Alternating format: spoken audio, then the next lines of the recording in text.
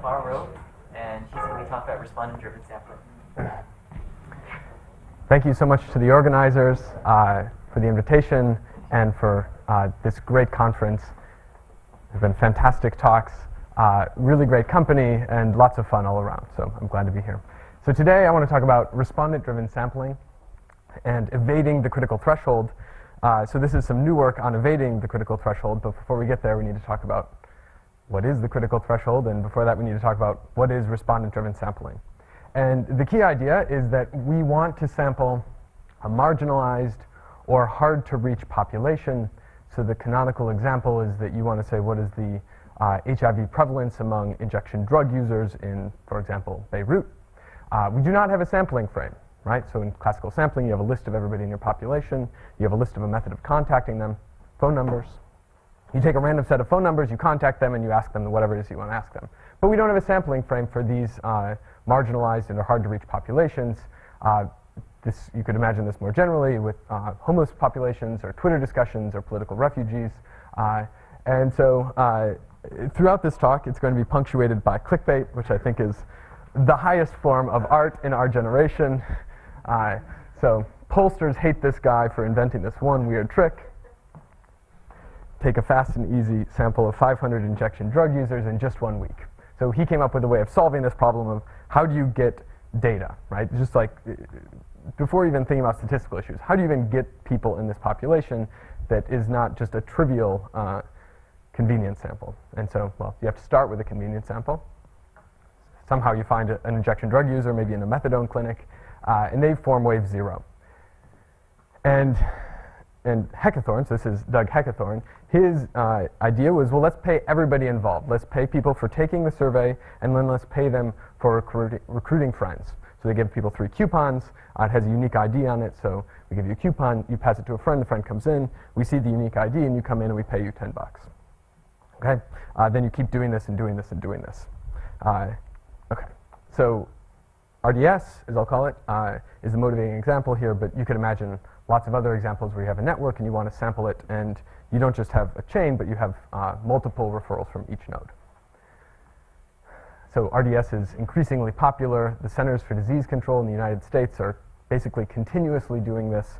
The World Health Organization, UNAIDS, they have extensive manuals on how to properly implement this.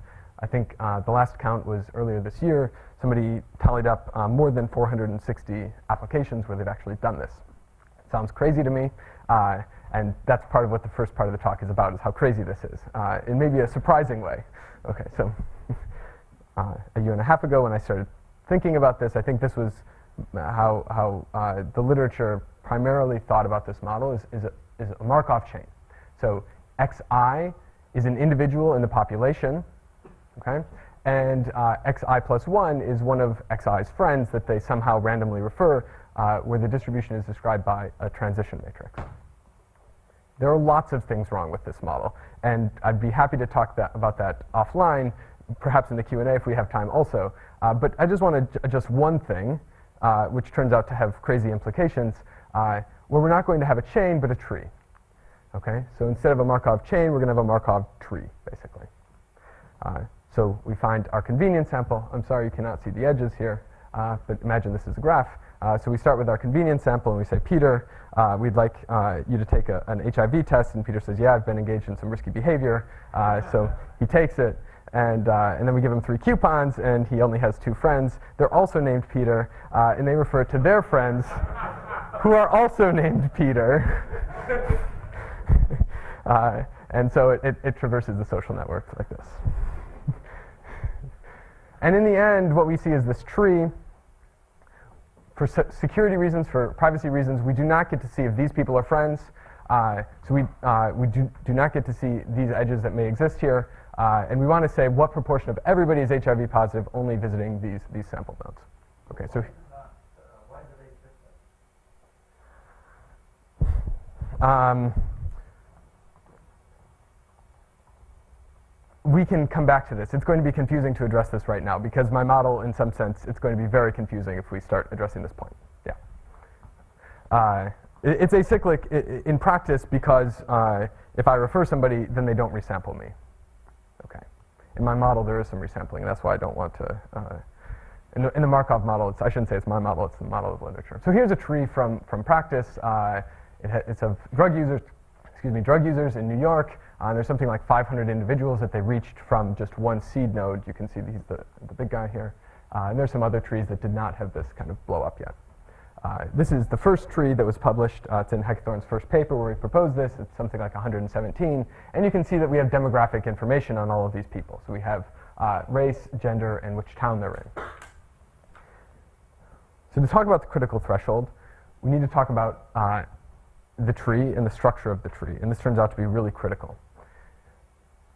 Suppose that the average individual, the typical individual, refers M future participants.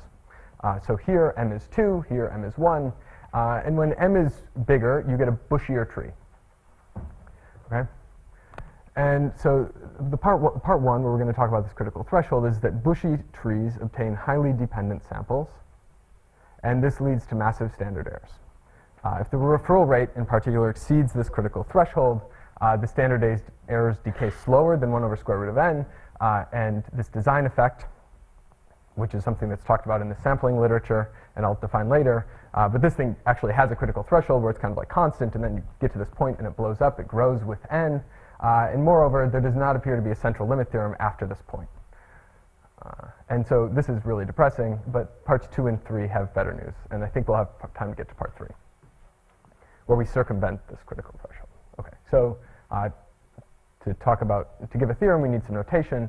So there's 4 pieces. There's a variable of interest, which is, for example, HIV status, the referral process, which is just Markov, the referral tree, and the estimator. So imagine for each person, they are each either HIV positive or negative, 1 or 0, and this is our target. This is what we want to estimate. Very simple. Yeah? Are you talking about some particular naive estimator? Because couldn't you, say, throw away some data and get back to a stringy tree, or does that not work? You're throwing away samples. And My estimator could. We'll talk about this in the third part. There's actually a better way than just throwing them out. Sometimes you actually want to have negative weights, for example. You can think of weights as 0 or 1, throwing out or not. Sometimes it turns out to have negative weights. Okay. So we have this Markov transition matrix, just to review. Pij is the probability that person I refers person J if they have exactly 1 coupon. And then I don't want to talk too much about creating an unbiased estimator. We're going to talk more about the variance. But if you want to, you can follow this Bowles-Heckathorn track. And you need to make a further assumption about this. Okay, so here's where we get to this one limitation of Markov sampling, is that you have replacement, right? And so in simulations, you can see that this approximation works pretty well as long as you don't have something close to a census. And we do have some technical results that we're working on for without resampling, but you need to make some stronger assumptions in other places. Okay. And so everything kind of builds up from this very nice lemma from Levin et al. In their Mixing Times for Markov Chains book, where we start from the assumption that P is reversible with respect to a stationary distribution. And so when you have that, you have real-valued eigenvectors that are orthonormal with respect to this inner product. For the statisticians, you can think of this as the covariance between these two functions. You sample a node, and then you evaluate the two functions. This is their covariance. And just to make things easy to state, suppose that the second eigenvalue is strictly less than 1 in absolute value. Then you can express the probability of going from I to j in exactly t steps as just the matrix multiplied by itself t times, and then you look at the ijth element. If you expand this in the eigenbasis, you see that you have pi j, this is the stationary distribution, or the stationary measure for j, plus some kind of like error term that converges to 0, but it says how close I and j are in the graph. That's what the eigenvectors are telling you.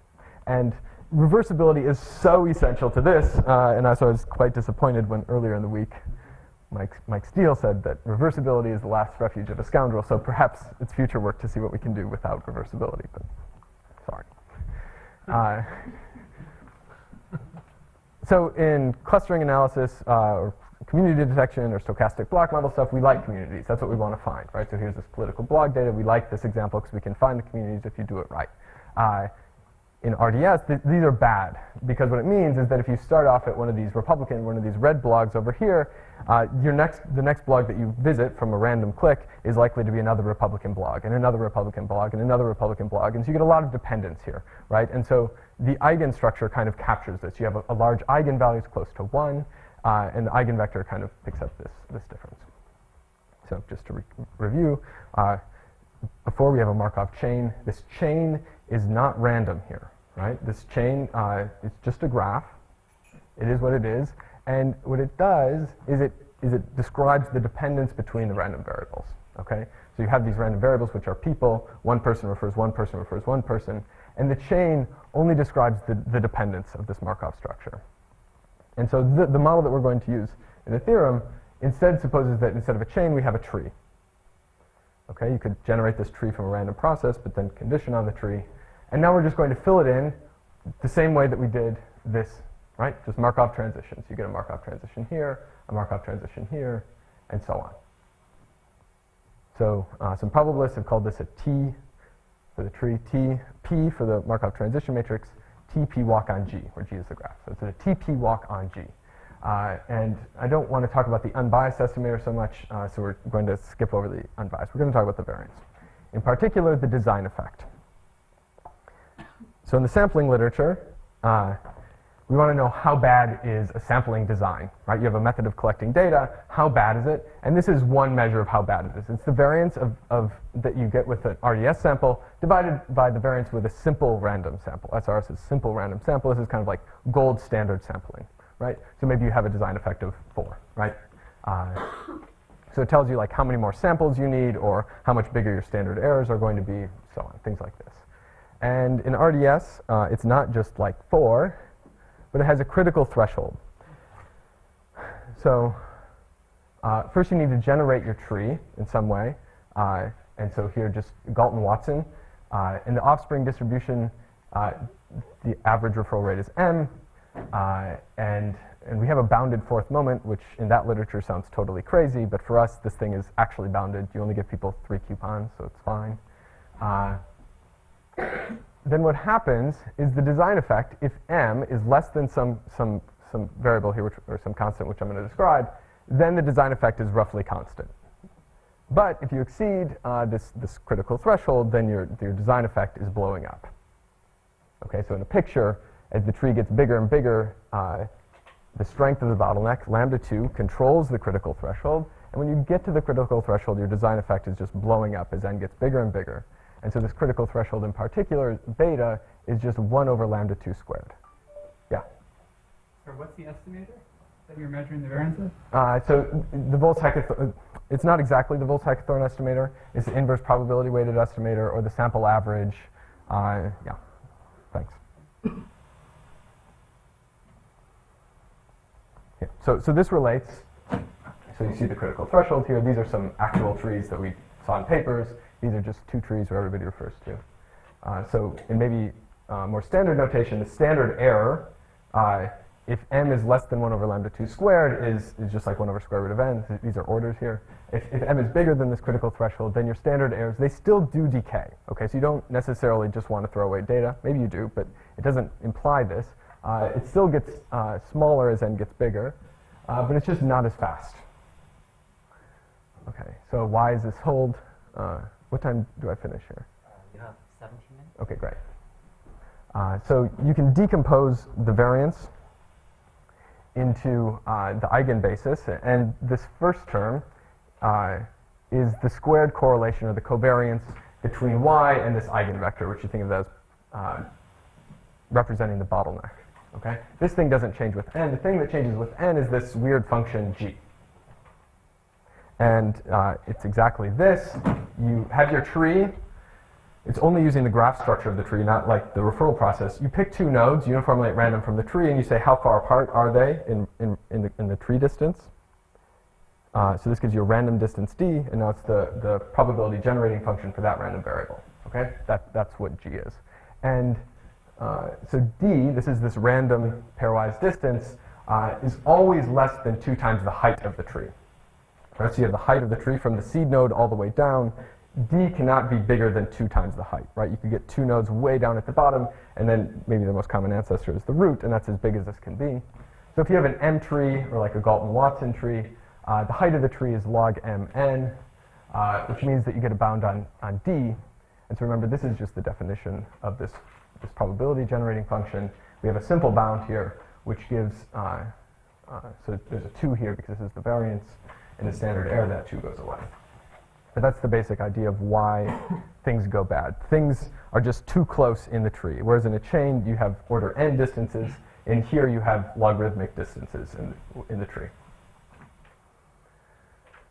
So you get this fundamental conflict if you're trying to collect data this way, where you want to obtain enough data and an unbiased sample. So here I'm going to venture slightly into this unbiased estimator. You want a really long chain. For this Bowles-Heckathorn estimator to work, it's asymptotically unbiased. So these people really try and get long chains, and they talk a lot in their papers about the average distance from the seed node, the depth of the tree, and so on. They really want these longer chains, but chains often die. People don't use their coupons. The incentive isn't big enough. They lose them. Who knows what's happening? Maybe they just don't have any more friends to refer. And so you need several referrals or several coupons to prevent this chain death. So you give people 3 coupons, 5 coupons maybe. But that can give you a bushy tree, right? So there's this kind of really delicate balance here that can blow up. Okay, so what comes next? We'll restore your faith in humanity. 2 weird tricks make the design effect finite. Okay, so everything up till now is from this paper.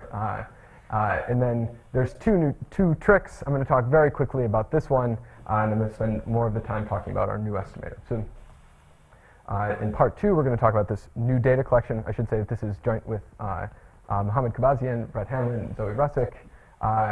And the main point is that you can change the spectral properties of the transition matrix P. So if we had absolute control over the social network, we could just make people be friends across neighborhoods and across races and across all of these demographic variables. Of course, you cannot do that, right? But what you can do instead is make novel requests. Instead of saying, can you please refer some friend, you say something specific that you're looking for. And by doing this, you can make a weighted graph, right? You can bias the random walk, hopefully in directions that cross these bottlenecks. If you knew what the bottleneck was, maybe you would say, could you refer somebody from that side of town, right? But you don't know what the bottleneck is ahead of time. And so we came up with this thing called anti-cluster referral requests. And there's 3 of them that we came up with. So please refer 2 people that don't know each other. So here's the person being interviewed. These are the people that they're going to hopefully return. And this dashed line means that they do not know each other. Please refer someone that could refer people whom you do not know. So here's the person you're talking to. You're looking for somebody that has lots of friends that you don't know. Or please refer somebody that does not know the person that referred you. So Peter just gave you the coupon, and now you're looking for a friend that does not know Peter. Okay, so it's kind of a fun, after the talk, we can talk about how you might refer 2 statisticians that don't know each other. We have some human subjects experiments, actually, where we're starting to do things like this, and it's great fun. How much knowledge do you actually have of your local ego network?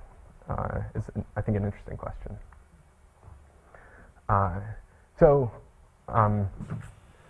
Let's see. In the interest of time, I'm not going to talk about the mathematics of this, but you can phrase it. If you randomize something like between these 2 and you have like this simple uniform selection, you can express it as a reversible, or I should say a symmetric weighted graph, where you can then form a reversible Markov chain, the last refuge of a scoundrel, I know. And you can take limits where if the probability of getting a referral across the bottleneck is epsilon, and the probability of staying inside is 1 minus epsilon, and you take epsilon going to 0, if you do the standard stuff, of course, your second eigenvalue goes to 1, but in this kind of crazy model, I admit, this is totally crazy, it's just a toy. As you take epsilon to 0, actually you get a second eigenvalue, which is 1/3, so the critical threshold here is, of course, very different. Don't take this too literally, it's just a proof of concept. Okay, so novel referral requests produce a weighted graph. So anti-cluster requests, such as please refer 2 people who don't know each other. It does not require a priori knowledge of the partitions or of the bottlenecks in the network. And the name clustering comes from two sources of clustering, which we don't like. So there's local clustering. So these are triangles. So remember, all of these requests were kind of avoiding triangles in some way. So they're anti-triangle. And they're also, you get to the global clustering, the communities in the network, if you do this. Okay, and so we don't like either one of those in this setting because we want to cross the bottleneck, the community structure. Okay, so part 3, we have a new estimator. Yeah? I've lost track of what the model is for if someone gets a coupon, whether they come in. Is there a model for that? Does it matter? I'm not modeling the passing and coming in separately. It's kind of the same thing. Yeah. So you could just imagine that I give you some random number of coupons, and you always refer that random number of coupons. The important part is that they're independent of one another, that how many people you refer is independent of who you refer. I guess naively I'm worried about if I get a coupon to come in and get an HIV test. If I come from a certain population, I might never come in. So doesn't that bias things? And where are you counting for that? Or? Yeah, yeah. I mean, there's bias issues all over the place, which is one reason why I'm trying to avoid the bias issues. I mean, yeah. I think you're more likely to give a coupon to somebody who needs the HIV test who you think has been really risky, right? They're your friend, you want to help them, get them kind of, I mean, you're basically going into the public health centers to get help when you do this, so who are you going to give it to? You're going to give it to one of your friends that you want to go in and get help, right? I mean, there's problems left and right with the bias. It's kind of why I'm focusing on the variance. It turns out that there is something that you can do with the variance, right? And as long as you are honest about yourself about what is this population that you're actually generalizing to, it's, you know, people who have friends who are eager to get them in, I think that maybe there's something more there. Okay. So the main point here is that previous estimators fail beyond this critical threshold because of the correlation between observations. And so we're just going to correct for that correlation with generalized least squares, and somehow it's just magic and it works. Something I think we have some understanding of. So just some notation, denote y tau as, so you have some random individual that you've selected, and then it's just their HIV status. Okay, so this is a random variable. And we can express their covariance like this, and the variance of the average is, of course, just a function of this covariance matrix. Okay, and in this case, when sigma is not the diagonal, not the identity matrix, or proportional to the identity matrix, we know that the sample average is not the blue estimator, right? It's not the best linear unbiased estimator. GLS, it does give us the best linear unbiased estimator. So here what we want to do is we want to suppose we can optimize these weights, okay? And we do them such that they still sum to 1, and they minimize the variance. Okay, so this has an explicit form. This is very classical stuff for people who are outside of statistics. This is, if you have correlation or dependence in your samples, it works wonders sometimes. Here's the formula for the weights. Now you get your mu hat GLS, which just uses these weights. And so this is joint work with Sebastian Roche at University of Wisconsin-Madison Mathematics. And so if you sampled from this TP walk on G that I previously described, and we have this, it's kind of a technical assumption right now that T is a complete binary tree, so everybody refers exactly to. And you have n nodes, then the GLS estimator is root n consistent. So there's no critical threshold anymore after you adjust for this dependence, which is nice. Of course, there's always bad news after such good news that you need to estimate sigma, right? That is not free.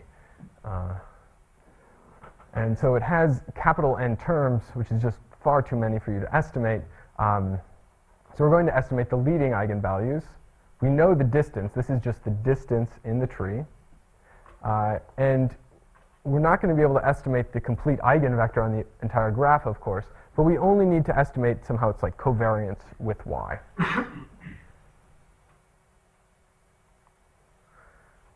And so to motivate our estimator, suppose that the underlying graph is a degree-corrected block model. So there's an extra layer of randomness that we often add in here, but to motivate the estimator, I don't think this is too important. Basically, you have a weighted graph And if you just had ZBZ transpose without the thetas, that's a stochastic block model, but then we have these thetas in here, which allow you to have some degree correction, and you construct your Markov transition matrix from this adjacency matrix. Of course, we don't observe the entire graph, right? We want to get the eigenvalues and eigenvectors of this thing. We only get a Markov sample of the nodes, and we don't even see whether those nodes are friends. So what can you do? Well, suppose that you know the block labels. And I think that in this setting, this is very reasonable. We know the gender, the race, often the neighborhood, their HIV status. There's lots of information in the surveys that we give these individuals that could tell us a lot about how they're friends with one another. And so suppose that you have something which you think describes this underlying social network. Then you can construct this matrix Q hat, which is proportional to the number of referrals from block U to block V.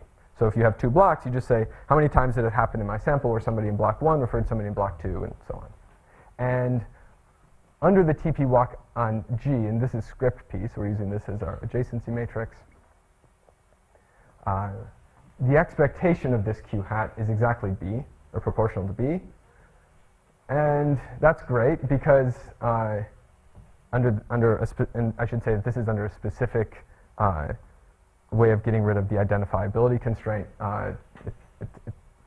Okay, but under this same identifiability constraint, the eigenvalues of a normalized B, where this is just the diagonal matrix that has the row sums of this guy, the eigenvalues of this match the eigenvalues of script P. Okay, and remember that's the thing that we need to estimate to get into the covariance. And so similarly, the eigenvectors of this thing can also be used to estimate the covariance of Y with the eigenvectors. Okay, and it's a little bit more to say why that's true or get the notation, but you get this rather simple algorithm where you compute a normalized version of Q hat, you take the eigen decomposition, these are something like the eigenvectors, and you just, okay, the individual steps here we don't have time to go through, but there's nothing too complicated here, right? The biggest thing is an eigen decomposition, but this is just a K by K matrix, so it's quick. The hard thing is that you need to solve a system of linear equations once you get this sigma hat, okay? But does this work? So to answer that, we went back to this Heckathorn 1997 paper, and we took their tree and computed the Q hat on this tree using race. So you have black, white, Hispanic, and we can count the number of referrals from each to each, okay? And now we can use this to motivate sampling from a degree-corrected stochastic block model with this B matrix, okay? And so that's where our model of the network comes from, and we're going to use a Galton-Watson tree with the same empirical offspring distribution as this tree with some adjustment, so it has n greater than 1. You need to make it not 1. It's just a technical detail. And then sampling is performed without replacement on this. So here's some details of the simulation. And so I'm going to walk you through this plot. But so here's two settings. So sample size of 500 versus sample size of 1,000. VH estimator, so this is the Volz-Heckathorn estimator that is kind of the standard in the literature. And this is the box plot of its estimates over 300 simulations. I talked about one estimate of sigma, but we have some others in the paper, so these are all these guys. But this is the one that I talked about, the stochastic block model, FGLS. And in particular, this is a really nice comparison where you see that with 500 samples, our interquartile range is a fraction of what Volz-Heckathorn is with twice as many samples. Right? And you can see that we get a faster rate of convergence. But also at smaller samples, so at n equals 100, some of these FGLS estimators are actually worse than just Volz-Heckathorn. So you do have to be careful at small sample size, especially. Okay, so recap. HIV status of referral pairs is correlated. So GLS corrects for this, and you get a square root n consistency. In practice, you need to estimate sigma. And when you do this, it appears to work in this simulation. So overall, if referrals happen too quickly, then the standard errors decay slowly if you don't do any corrections. In advance, you might think of novel referral requests. I would not suggest doing this today or tomorrow, but we're still playing with these ideas in human subject experiments. We have a little bit of theoretical understanding, I think, at this point. And after the fact, after you've collected your data, you can estimate lambda 2 with this stochastic block model and kind of diagnose for whether you've kind of crossed this threshold. And if you have, you should definitely try and correct for it with FGLS. Thanks.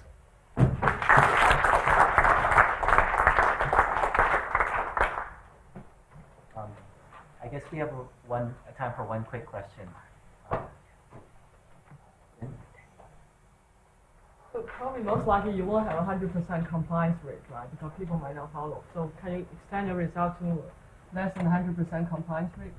So the compliance, it depends how you imagine the compliance. If it's just like somebody, if you decide ahead of time who's going to be compliant and who's not, then you just have a new induced subgraph on those who are compliant, and everything goes through on this new graph.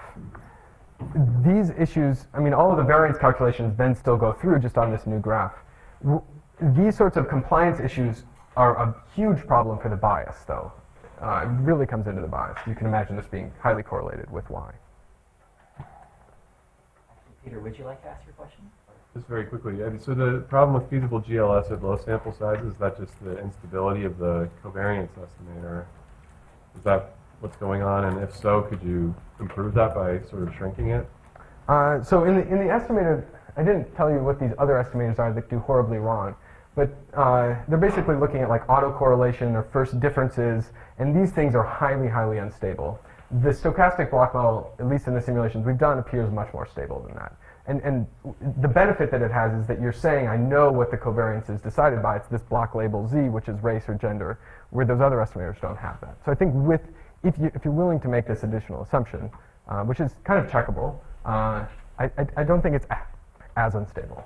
Yeah. You could shrink towards something that makes an assumption but not go all the way. So actually what I do, I didn't say it, but I think it's a good idea in this matrix Q, where is it here, Q, if you just pretend like there's an additional one request from every block to every block, and this helps a lot. Yeah. If we could take it offline, we're already late. Sorry. Thanks so much. Okay, let's